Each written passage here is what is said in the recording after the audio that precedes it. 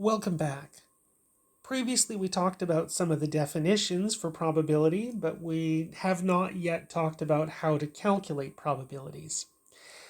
To begin with, there are two different approaches, and one of them is an approach that we're not going to spend much time dealing with, which is the experimental approach.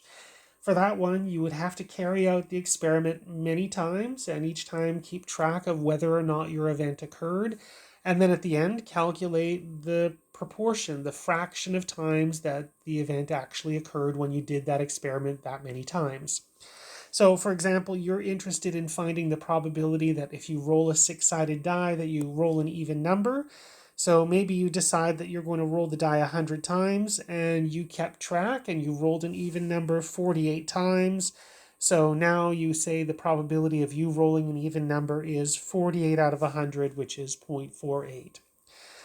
This has two big downfalls to it. The obvious one is you actually need to roll the die 100 times. So that means you need a lot of time to be able to do experimental probability calculations. And the other big downside is that that number will change. So this 0.48 that I got, that was from the 100 rolls that I did. But if you were to take a six-sided die and roll it 100 times, there's no guarantee that you'll get 48 even rolls. You might get 47 or 51 or some other number, in which case you will get a different value for your calculation. That's part of the reason why we don't want to deal with experimental probability.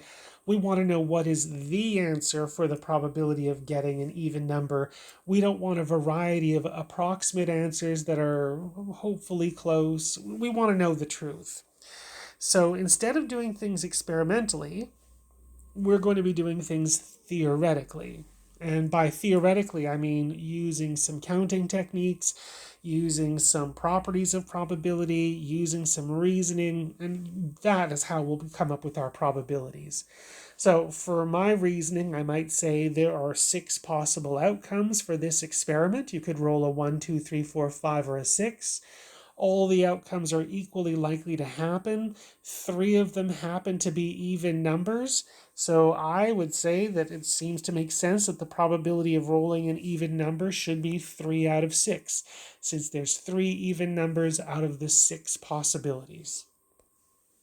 And of course, this did not depend on me actually doing the experiment. I didn't have to pick up a six-sided die or roll it even once. This is all just based on reasoning and counting.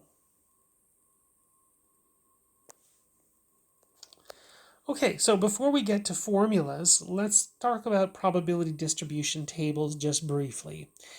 This is a way for us to display all the probabilities related to an experiment. So we have some sample space. And again, reminder, we're in finite mathematics, so we will only be looking at things where we have a finite sample space.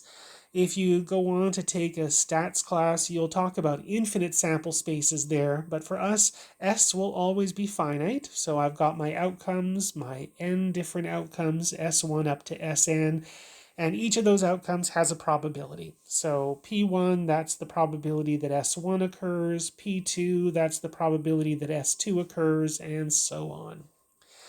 So a probability distribution table, this is just a table where I list all the outcomes and all the associated probabilities. So in my first row, I've got all of the outcomes, S1 up to Sn, and then below each outcome, I've listed the probability of that outcome occurring.